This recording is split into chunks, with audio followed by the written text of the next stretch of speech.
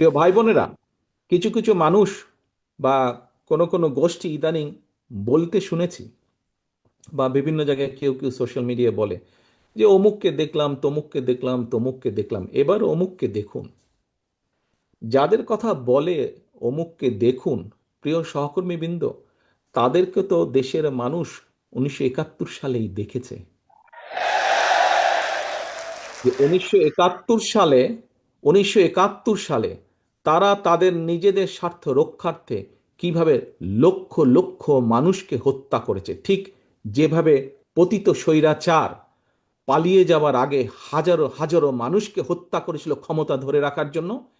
এই যাদেরকে কেউ কেউ বলে যে একবার দেখুন না এদেরকে, তাদেরকে দেশের মানুষ 71 সালেই দেখেছে নিজেদের রাজনৈতিক স্বার্থ রক্ষার্থে লক্ষ লক্ষ মানুষকে শুধু হত্যাই করেনি, তাদের সহকর্মীরা কিভাবে মা বোনদের ইজ্জত পর্যন্ত লুট করেছিল।